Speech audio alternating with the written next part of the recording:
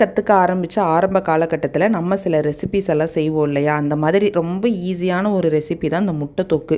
சும்மா வெங்காயம் தக்காளி மட்டும் போட்டு வதக்கி அதில் 4 முட்டையை உடச்சி ஊற்றி அப்படியே கிளறிட்டே இருந்தோம்னா முட்டை தொக்கு ரெடி ஆகிடும். நம்ம நல்லா சமைக்க ஆரம்பித்ததுக்கப்புறம் நிறையா ரெசிபியெல்லாம் செஞ்சு முடிச்சதுக்கப்புறம் நம்ம அதே முட்டை தொக்கை கொஞ்சம் டேஸ்ட்டாக பண்ணலாம், வேறு என்னென்ன பொடியெல்லாம் அது கூட சேர்க்கலாம் அப்படிங்கிற மாதிரி ஒரு ஆராய்ச்சி பண்ணிக்கிட்டே இருப்போம்.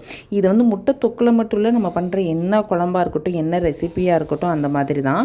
இந்த முட்டை தொக்கு வந்து ஃபஸ்ட்டு கடுகு உளுந்து போட்டு தான் தாளிப்பேன். ஆனால் நாளடைவில் பார்த்திங்கன்னா சோம்பு போட்டு தாளித்தா அது ஒரு டேஸ்ட் கொடுக்குற மாதிரி இருந்துச்சு. இன்றைக்கி வந்து அந்த ஸ்டைலில் தான் முட்டை தொக்கு பண்ணி அதுக்கு பார்த்திங்கன்னா சப்பாத்தி தான் பண்ண போகிறேன்.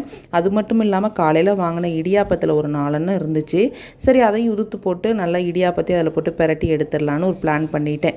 ஃபஸ்ட்டு வெங்காயம் தக்காளி போட்டு நல்லா வதக்கிக்கோங்க, சோம்பு போட்டு தாளிச்சிக்கலாம். கருவேப்பிலை பச்சை மிளகா வந்து ஆப்ஷன் தான். வரமிளகா மஞ்சள் தூள் வேறு எதுவும் சேர்க்கல. தேவையான அளவுக்கு உப்பு, 4 முட்டையை உடச்சி ஊற்றி இந்த மாதிரி நல்லா